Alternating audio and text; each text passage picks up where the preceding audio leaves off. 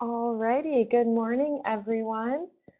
Thank you for joining me, Maya, your host today, for this installment of Solutions for Rural Development webinar series. Today, we've got four wonderful speakers from all around our beautiful state discussing food insecurity and how to support small-scale producers. For first-time listeners, I want to let you know that this webinar series is brought to you for free by the Arizona Rural Development Council and Local First Arizona Foundations. These monthly webinars are based around rotating topics that address various issues and solutions surrounding the development process, specifically to rural areas. Now, before we get started, I just want to go over a few housekeeping rules. In terms of audio and visual, for your audio, I know it sounds simple, but make sure your volume is at the appropriate level. Sometimes we forget and can't hear it. Just got to turn it up. For visual, make sure all your programs and other windows are closed down. If you can shut them down, because this sometimes slows down the bandwidth, particularly in rural areas. We don't need anything else slowing down our bandwidth. For super severe issues, try logging off of the webinar platform and then logging back on. Also simple, but works just about every time.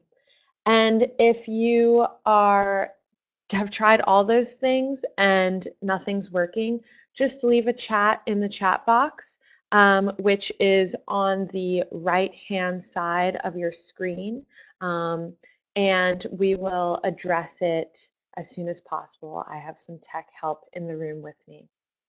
As a reminder, this webinar is being recorded and will be sent out approximately 1 week after the live recording. For Q&A, we will have clarifying questions at the end of each presentation. This is set for just really brief questions that you need to know the answer right away. But for the bulk of Q&A, we'll save it to the end of all of our presentations. Now, pictured here is me, your host, Maya Ozzie. I am the Rural Program Coordinator for Local First Arizona.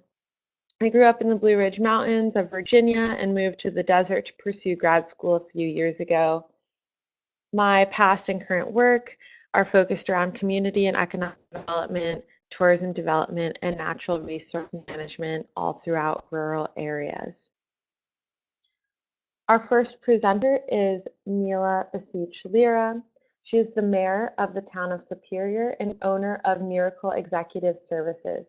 As executive director of the Copper Corridor EDC and mayor, she uses her official position to further support and create opportunities for small-scale producers in her community. Our next presenter is Kara Corbin. Kara is the treasurer of Flagstaff Food Link, and her first job was at a small farm in Northwest Arkansas picking blueberries to sell at local farmers market. She loved working with people and food and went on to apprentice on farms around the country and the world. Kara will be speaking on behalf of Flagstaff Food Link. Up next, we have Adrienne Udarby, a registered dietitian nutritionist who has received numerous national and state recognitions as a nutrition leader. She is a social innovator and has a passion for advocacy and good food. Adrienne is the current executive director of Pinnacle Prevention. And last but not least, we have Kate Radosevic, who is our local foods development coordinator at Local First Arizona Foundation. Kate grew up on a goat milk and goat milking farm in the rural northern Arizona town of Cornville.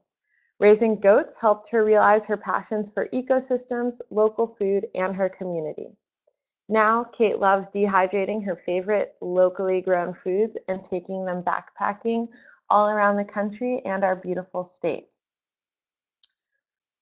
So we will start with Mila. And please take it away.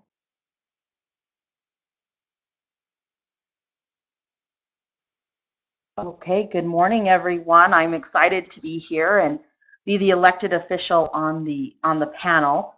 Um, Not sure how many people are familiar with Superior, but we have about 2,999 residents. There's very limited job opportunities. We are a mining community, and we've seen our share of booms and busts, but we've always had a bit of an agricultural background, ranching, not so much farming because of the land availability, but definitely some ranching. We have a growing event culture. There are 5 major events in our community, along with our um, new Second Friday event that is in its 3rd year now. Every second Friday we have an event. And one of the challenges we started facing were the ongoing health code regulations, which were limiting opportunities for small scale food artisans and food producers to come out and start um, making foods. And we have some food production. We have a tremendous amount of home bakers, salsa makers, jelly makers, and they've all been very limited in how they could expand their operations. So we had to start solving some of these problems. So one of our major events was the Apache Leap Mining Festival, and this event started we celebrated our 30th year of this event this year. And when the county health regulations came down, we knew it would start affecting our events. So in 2009, a previous council, it might have been earlier than that, 2005 maybe, even, they developed a food court a food court park in our downtown that would have water and facilities, covered facilities, and a concrete floor, so that way people could have temporary food vendor booths. Our food bank uses that for produce distribution, or it has been used for produce distribution. Some of that's changed as the community's changed a little bit. But we've encountered more problems as our 2017 or as our Second Friday event got started. We couldn't have temporary food vendors at every second Friday because of the way the state regulations read on food safety. So we were able to take our senior center kitchen and our town council voted and approved a community kitchen policy in our senior center. And because our senior center basically is a place for congregate meals, you can actually rent our senior center as a mini pop-up restaurant, or you can just rent the community kitchen to prepare foods that you cannot do in your own home kitchen for baking, such as the cream pies and things like that. Or if you want to do more full-on catering, our kitchen is available. We've also started to support our school district. They have a tremendous amount of land, and one of our local VFW volunteers, he is working on a school garden project, and his name's Mike Montiel. He actually has a local mushroom business, a mushroom growing business here in Superior. So he's actually taking some STEM related activities and working with our school district, and the town's been supportive in helping them do that along with all of our community organizations. Because of our policy, now we have over 15 events that are now hosted through our community kitchen. The local nonprofit groups like our Optimist Club, the family who makes the fish tacos, they're able to incubate their business every month, sometimes twice a month if there's 2 events that month. They love using the community kitchen, as well as a few other locals who have started to use the kitchen to make jellies and jams. So we have about 2 new businesses that have actually been able to fully get started because of this. This is just a picture of the food court. These are people enjoying the area. You can see that these are the actual booths. There are sinks in these booths and electricity. We are hoping to do some rehab here in the coming year on these. So one of the things that when they built it is that we didn't have a hot water tank, so we've now installed a hot water tank that's adjacent to the bathrooms. We need to have security because just like everything else, things do get vandalized, and so we're working on a grant right now that allow us to secure this food court and make the spaces a little bit bigger. What we found is when they designed it, they thought more is better, and what we really needed was fewer, larger spaces. This will be part of our overall parks planning for 2018 because this is considered a city park, the food court park, and we've been utilizing CDBG funding to help us with these projects. That's always important. Most of the communities want to know, how are we funding these types of projects? Our community kitchen, we kept our rental very affordable, probably more affordable than anywhere else you could find. It's a minimum of $20 per hour to just use the kitchen, or $30 per hour to use the restaurant space, which is included. The only limitation is that because this is where our senior center is and it is somewhat grant funded, we cannot allow for alcohol permits. So that's a little bit of a challenge. But you could always cook your food and do a catering process and then cater it into a place that you can have an alcohol permit. Health permits, creating the community kitchen allowed us to meet the county health requirements.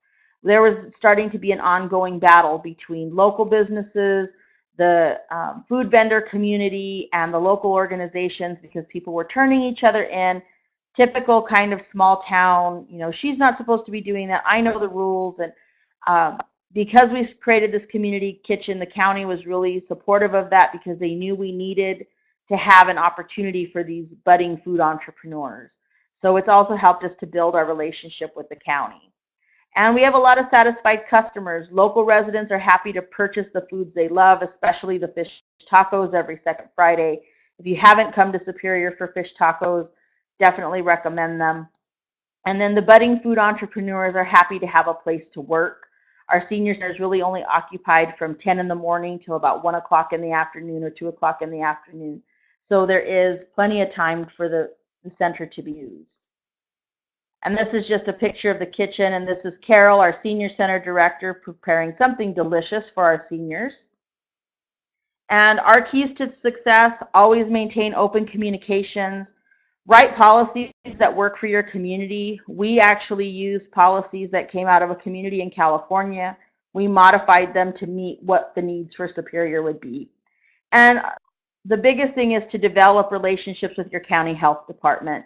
They're going to help guide you in what you need to do to make sure that people stay safe and there's no major liability. So our motto is, together we are superior. We work a lot together, our Chamber of Commerce, the Optimist Club, the people that do the Second Fridays event. So we really try to just keep things fluid, keep things working, try not to make them too hard on people. So we try to make it as easy as possible for local food producers to do what they need to do so they can succeed. And I'm just going to thank you for your time. I have to apologize. I had planned on putting a few things, but had a few distractions yesterday. And that's some of the things that we're working on. We're anxious to get our school garden going here in Superior, and hopefully that the schools will start using that produce, as well as our senior center and our food bank. We do work closely with our food bank at times. So those are some of the things that we're doing Superior from a policy standpoint to make things easier for people to grow their own food and bring that local food into our marketplace. Awesome. Thank you so much, Mila. Do we have any clarifying questions during this time? I see there's some typing in the chat box, so we'll give it one moment. We do have all of the presenters' contact information at the end as well, so you can feel free to reach out for them for more in-depth questions. So one of our questions was, while the food court vendors and clients enjoy the experience, what about the loss of sales and income tax? Oh, what about the lost sales and income taxes? That's a pretty meaty question, but Mila, if you have an answer to that, please speak. Paul, that's been one of the challenges that we faced. Is number one, when you have a local nonprofit group, say our Superior Optimist Club, they would pay a vendor fee to the sponsoring organization. The town has waived all the parks fees and all of that for these types of events to support that in our community. But we have had to do a lot of education on the for-profit, like the fish taco people. Here's what they need to do. So they follow all TPT licenses and things like that. They're basically little pop-up businesses that have to come into be. Whenever we do all of our festivals and events, our vendors are required to fill out all their TPT forms and participate in that. And then the town does have a temporary vendor or peddler's license for the fish taco people because they're regular, they just pay an annual business license. So those are some of the things that we put together. Those are some of the things that we've put together. And I'm sorry, Paula, I'm not sure what I can do to fix the mic, but we've had to address the sales taxes and all of that through policy and really through collaboration with our chamber, so that way we can educate the vendors, educate people that are coming into our community on what are the proper licenses and the TPTs. The only types of groups that really get excluded is if they are having a fundraiser for a nonprofit. But even then, they are contributing back to our community, so we feel that it's still a win-win. Awesome. Thank you, Mila. We're going to hold the rest of the questions for Mila until the end. All right. So, Kara, please take it away.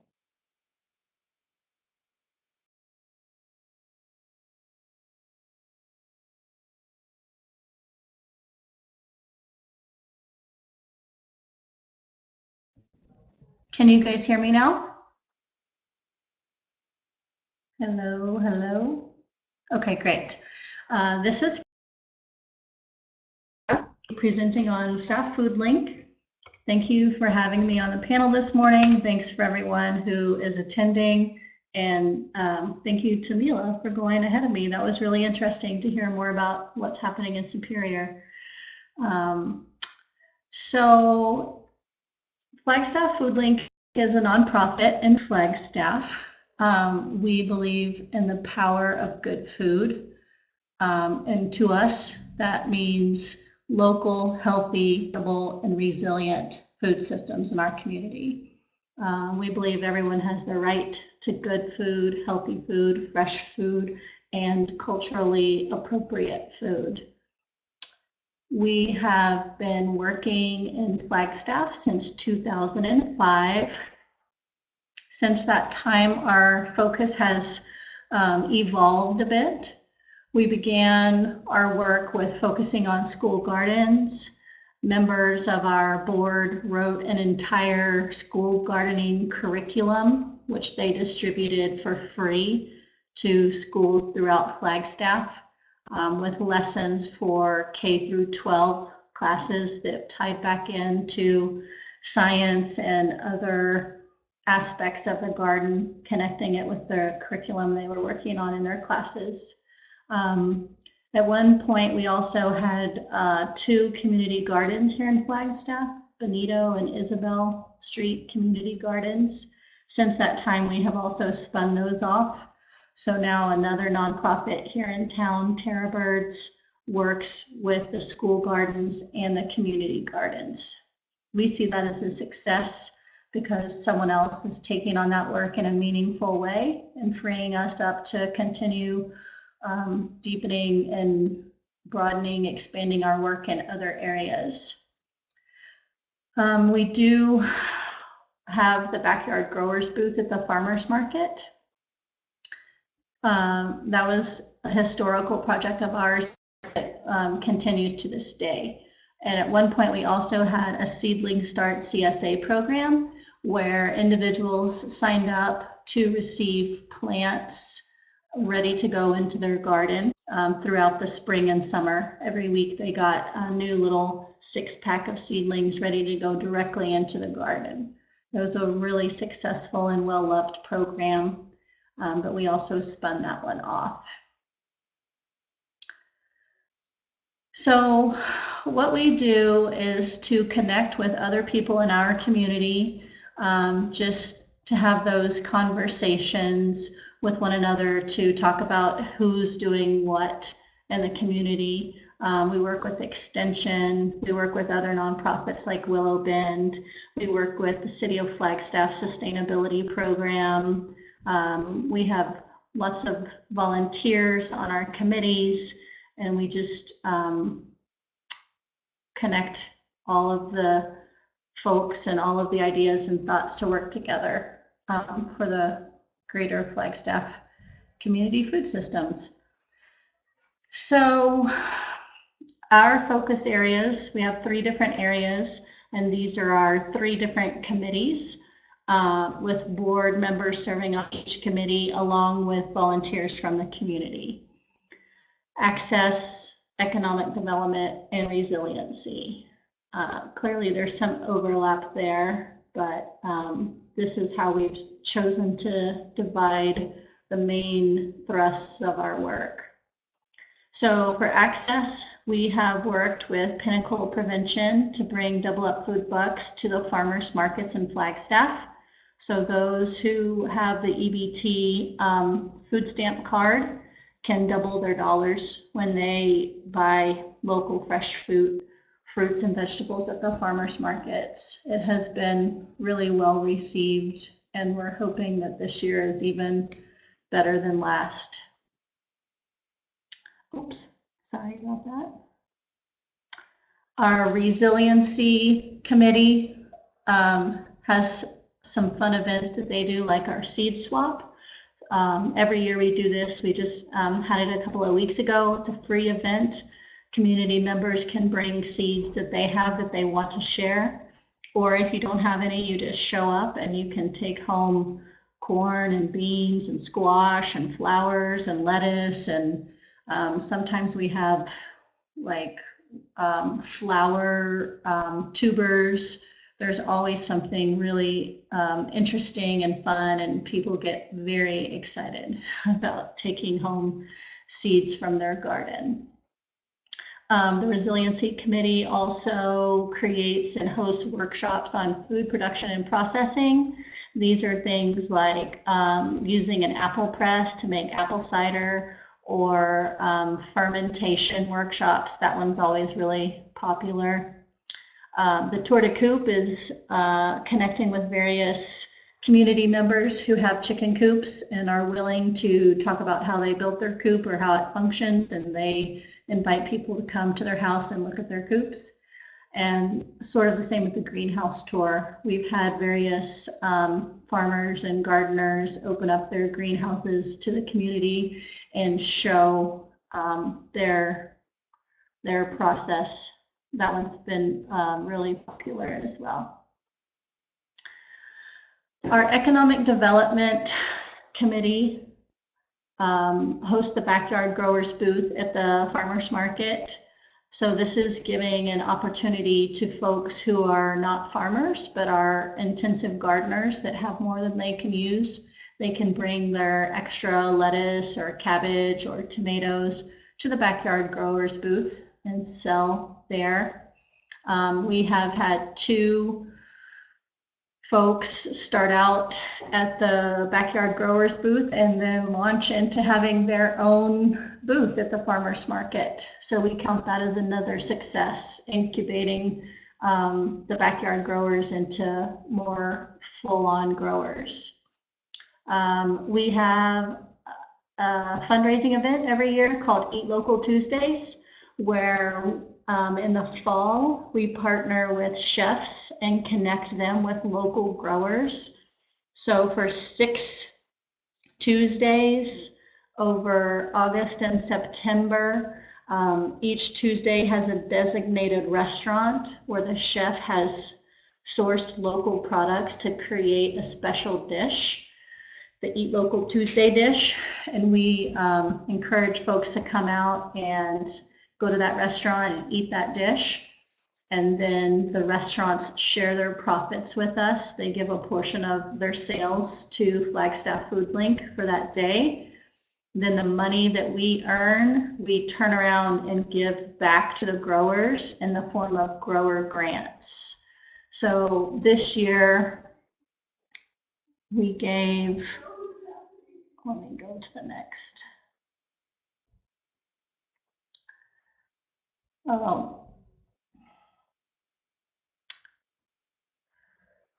This year we gave $2,000 away to 4 different growers, and the amount from $200 to $800. And they use those funds for things like putting in drip irrigation, expanding a greenhouse, purchasing seeds or plants to start a new crop.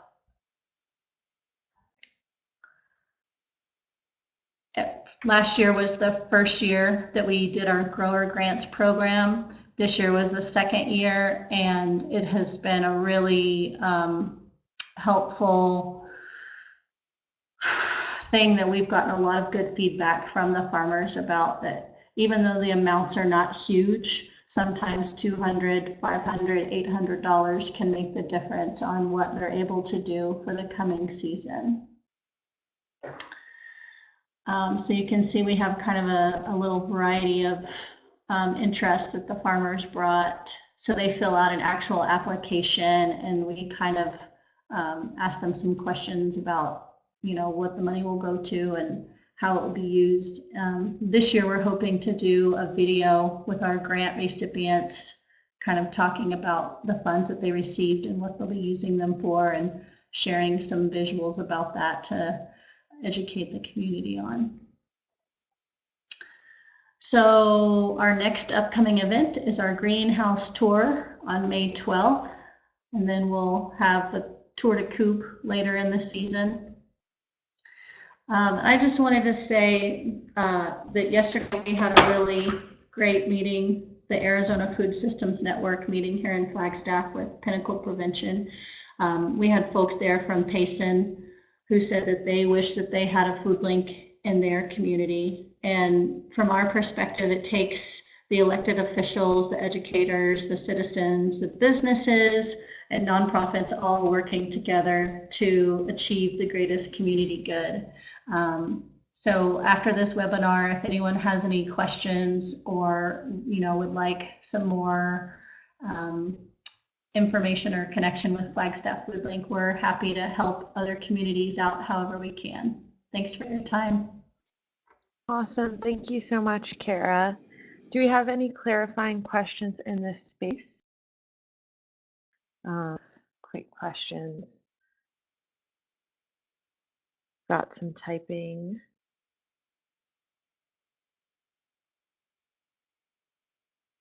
But we will wait just a moment to see.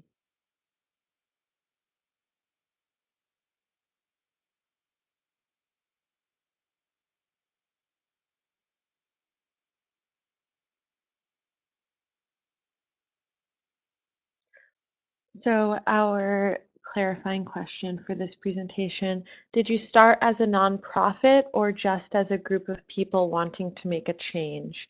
Kara, if you could speak to that briefly. Sure, I'll try my best. So I've been on the board for 8 years, but I was not on the board at the beginning. My hunch is that it was first just a group of concerned citizens that came together and wanted to talk about things, and then became a nonprofit. Awesome. Thank you, Kara. All right, Adrian, if you would like to go ahead and take it away. All right, good morning, everybody. I just want to confirm that you can hear me okay. Can you just type yes in the chat box if you can hear me?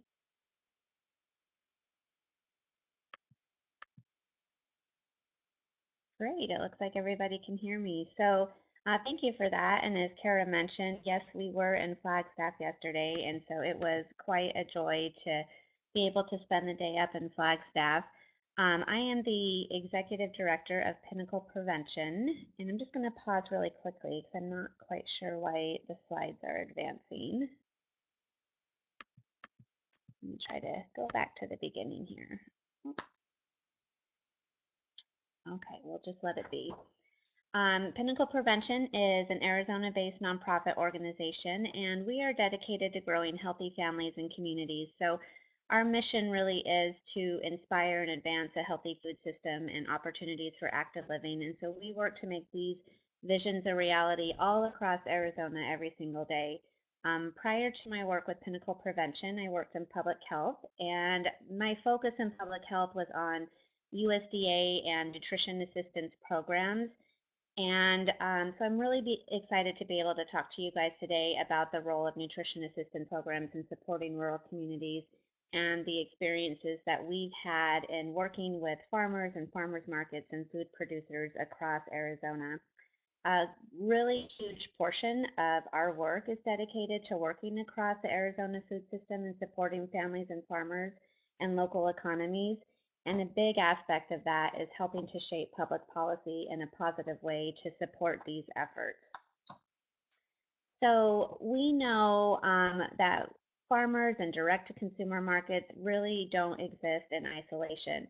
And much of that work is shaped by public policy. So in the US, there's policies, as probably many of you know, at all levels of government that support farmers and markets in rural communities. So for example, at the federal level, there's things that are like grant programs that help to build markets, such as ag marketing services, and then special funding programs that support nutrition program participants using benefits with farmers and at farmers markets. So those are programs like WIC, or the Women, Infants, and Children program, and then the Farmers Market Nutrition Program, also known as FMNP.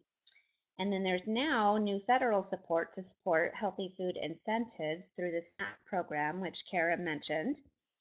And I'm going to be talking to that about that in just a little bit.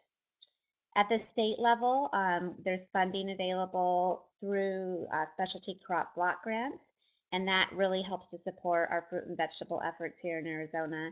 And then at the local level, you might encounter policies that are through regulations or zoning or permits or marketing and food safety, and all of those things impact our efforts to get good food out to our communities. And it looks like the slides are back up, so thank you, Local First Team, for that. So most recently, in the past couple of years, we've really gained a lot of momentum in our work across nutrition assistance and federal nutrition programs across the years.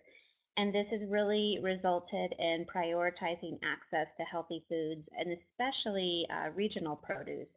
So these positive trends really exist across many of the federal nutrition assistance programs, and I have some of those programs listed here. So I mentioned WIC and FMNP and Senior Farmers Market Nutrition Program, and SNAP, also known as the Supplemental Nutrition Assistance Program and formerly known as food stamps, and then even through our local farm to school efforts, that is connecting schools with local growers to purchase their produce. But what I really want to focus on with all of you is the additional income earning opportunity that's available for those who are food producers here in Arizona. In the most simple terms, this is another form of currency available to you that is really a win-win, because it brings food producers, especially fruit and vegetable growers and farmers, more customers and income, and then in the turn provides families with healthy local foods through some of these programs. So I want to talk a little bit more about FMNP and Senior FMNP. I'm not sure how many of you are familiar with these programs, so let me just pause really quick and have you type a yes in the chat box if you are familiar with the Farmers Market Nutrition Program, whether you know about it or have had experience with it.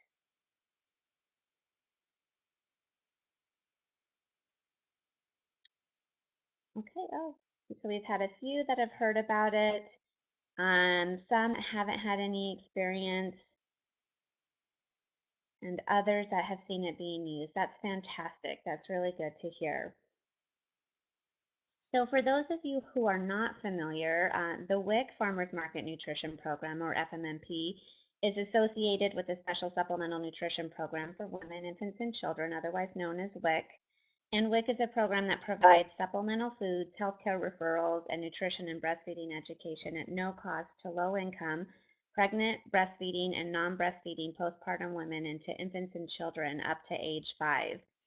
The WIC FMMP program was established by Congress in 1992, and the goal of it was to provide fresh, unprepared, locally grown fruits and vegetables to WIC participants with the goal of expanding their awareness, their use of, and their sales at farmers markets.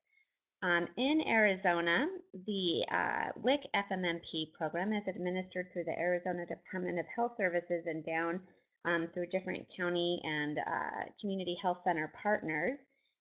But the Senior Farmers Market Nutrition Program has recently transitioned from the Arizona Department of Health Services over to the Department of Economic Security, or DES. So if you're curious as to whether or not your community has Senior Farmers Market Nutrition Program, you can contact the DES office directly, and they'll be able to let you know if it is available in your area. So this moves us into SNAP, as I mentioned again, formerly known as food stamps. This program offers nutrition assistance to approximately 850,000 eligible Arizonans. So again, that's 850,000 low-income individuals across Arizona. And this is by far the largest hunger safety net program in the nation that really does help food insecure families. But the really great thing about SNAP is that it also provides really tremendous economic benefits to communities. And so the way that SNAP is linked to the economy is really in two ways. We know that SNAP expenditures help to stimulate economic activity during economic downturns. And on the other side of the equation, economic conditions also affect the number of people that are participating in SNAP, and then their food expenditures also has a huge impact in our local communities. We know that SNAP also has a really strong return on investment, or ROI, and the research has shown that $1 in SNAP expenditures can generate $1.79 in economic activity, but that multiplier is even higher when it's spent on local foods. So in Arizona alone, approximately $98 million of food spending is issued as benefits on an EBT card, also known as the Arizona Quest card, which I have pictured there on the screen, for families each month. So that's 98 million, not per year, every single month in food spending goes out through SNAP and EBT. Although of that $98 million that's spent on food each month in Arizona, it's actually a really low percent that flows to the farmers markets and to our local growers. And in fact, here in Arizona, that's actually less than 1%. So many of the individuals that are participating in SNAP are not even aware that they can use their benefits at farmers markets or with local growers, or that they can purchase food producing seeds and starter plants with their benefits. So one of our big goals at Pinnacle Prevention is to change this. So if we can move the mark to at least 1% of SNAP benefits being spent at our Arizona farmers markets, that would equate to almost $1 million each month being spent locally. And then imagine if we could move that to even 5%, what that would mean for local spending as well. So knowing that there's room for improvement and that we have an untapped market of potential shoppers that can support the long-term financial viability of markets in the local farming community, we implemented the Double Up Food Bucks Arizona program, and that started in 2016.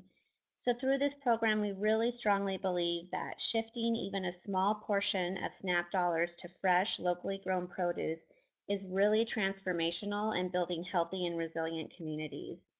And Double Up Food Bucks really does that through a healthy food incentive program for SNAP shoppers. How it works is essentially Double Up Food Bucks gives individuals who receive SNAP benefits a dollar for dollar match to purchase healthy Arizona grown fruits and vegetables. And we say that Double Up is a win-win-win. And this is because families bring home more healthy food, farmers gain new customers and make more money, and then more food dollars stay in the local economy. And we know that each of those really has a strong ripple effect across our entire community. There are currently 23 farmers markets, farm stands, CSAs, and mobile markets that participate in Double Up across Arizona. So we reach from as far south as Nogales to as far north as to the city. And essentially, you want to think of it as a buy one, get one. So if a family spends $20 of SNAP benefits at one of those participating sites, they receive an additional $20 in double up food bucks for Arizona grown fruits and vegetables. So this is generating $40 of spending with local food producers, and families are bringing home $40 worth of healthy food for $20. In just the year and a half since the program has started here in Arizona, we've seen a tremendous growth in SNAP sales at farmers markets, and we're really thrilled to see and watch the financial boost that this has for our farmers.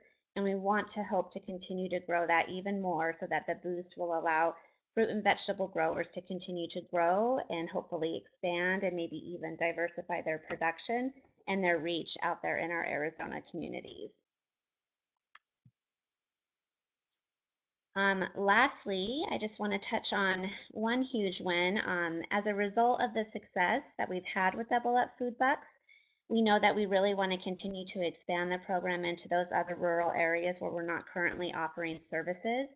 And so this year, in the state legislative session, we introduced Senate Bill 1245. And so this bill is a state appropriation that's really what we see an investment for our farmers and our food insecure families, and it appropriates an additional 400,000 as a SNAP incentive for Arizona grown produce. This would be the first for Arizona as a state investment that will go a really long way in advancing our local food efforts. And so if you want to follow the progress of this bill, you can visit our letsgrowaz.org website and learn a little bit more. And featured there on our screen is one of our really great growers. That's Dave Brady from Barbie Produce. He's based out of Pinell County, and he also works with the Sun Produce Cooperative, who came and spoke on behalf of the bill at several of our committee meetings as well. And so with that, I just wanted to thank you for allowing me to share this morning about the exciting momentum and opportunities that are available through food assistance programs. We hope you see this as a win and a revenue earning opportunity and really a great way to advance the local food efforts. And I look forward to answering any questions that you may have. I will turn it back over to Kate and the Local First team. Awesome. Thank you, Adrienne. Do we have a clarifying question at this point? If not, we will save the other questions until the end.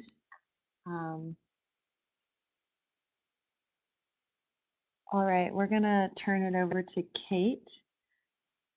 Please take it away. Good morning, everyone. So today I will be stepping into this webinar in place of Stacy Ranieri, who unfortunately isn't able to join. She's in the throes of her busy season at the Patio Cafe and Market in Oracle. So I'm really happy to be stepping in and telling just a glimpse of her story and the work that they've been doing down in Oracle.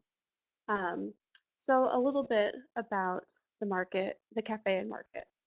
David and Stacy Ranieri left the hustle and bustle of backstage catering world in Las Vegas about 10 years ago.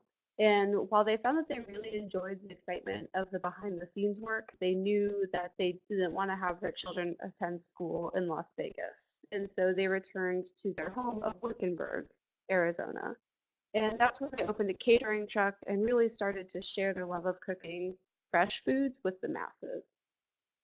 But their work in Wickenburg and Congress eventually led them to Oracle. And there they started working with some of the local bed and breakfasts and guest ranches. Before long, the Ranieri family actually decided to move and set their roots down in Oracle. And David had always wanted to own a restaurant. The couple had been putting away money to do that, but soon enough found a friend of theirs offered them an opportunity to open a restaurant at a property that he owned in Oracle. And while that was a great first step for David and Stacy, the couple still needed some cold hard cash to actually open their doors. Financing for restaurants is hard to come by, especially in rural communities, as many of you know. But that did not stop these two entrepreneurs. They put their culinary skills to use and decided to host special dinners for locals who they knew would appreciate having a local restaurant to enjoy clean eating and wanted more dining variety in their community. During these dinners, the couple shared their ideas and their needs, and soon enough, three of the couples and one individual committed to offering them $3,000 to start the business. And in return, these angel investors would get to eat one meal a day at the restaurant until they felt like they had been paid back. And I know that that could happen in a place like Oracle and Cornville, but probably not in a place like Phoenix. So that's a really unique opportunity that they had based on their small community in Oracle. And so the Patio Cafe was opened on American Avenue in Oracle, Arizona.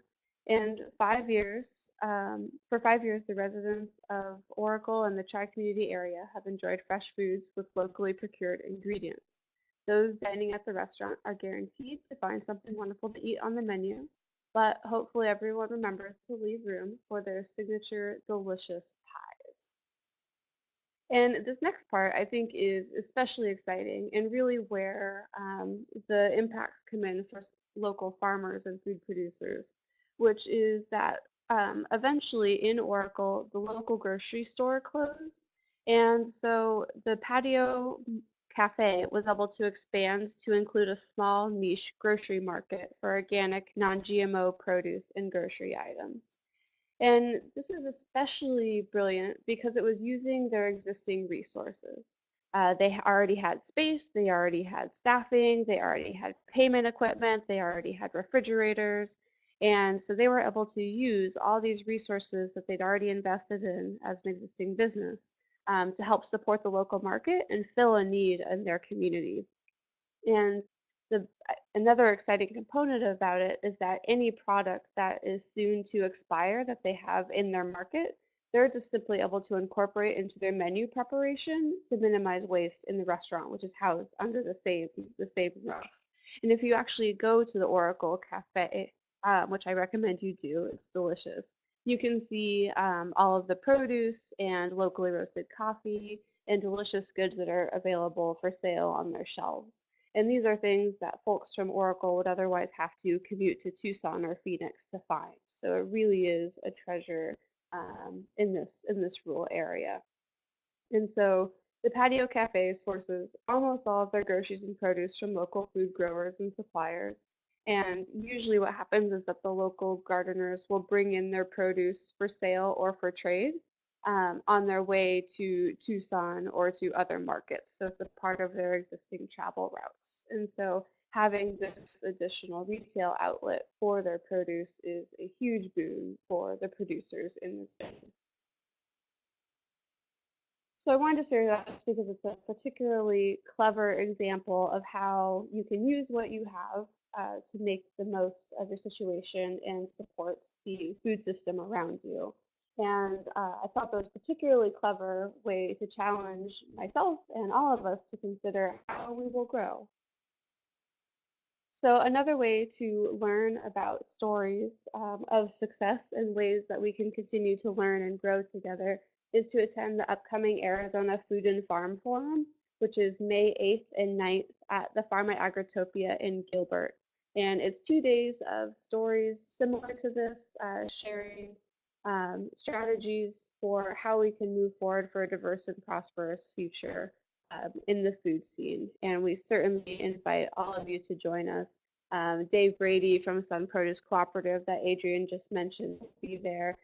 Adrian will be there as well, and I know we'll have lots of other representation from around the state as well. So we hope you can join us and that you will continue to consider how you will grow in the Arizona food scene.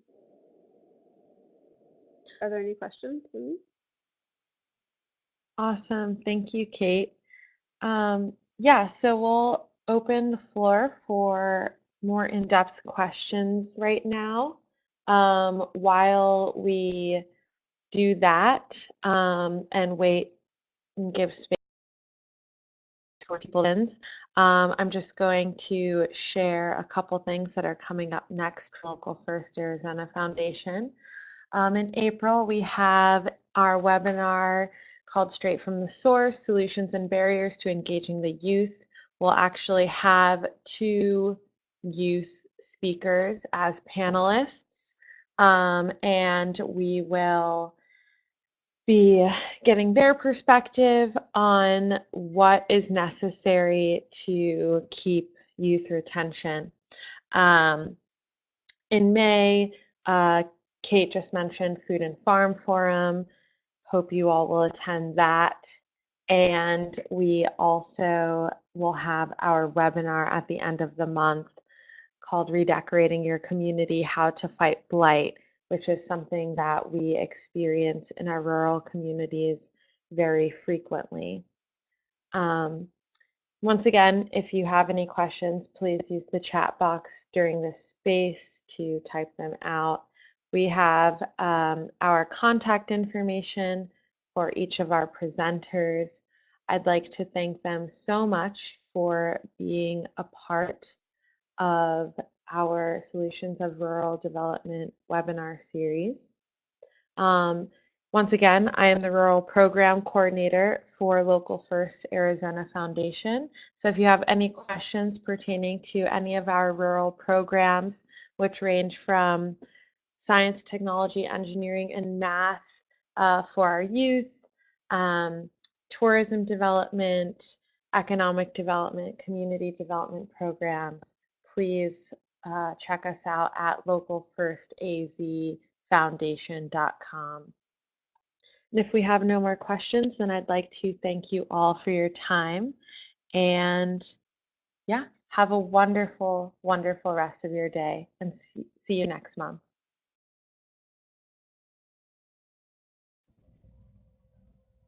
Thanks, everyone.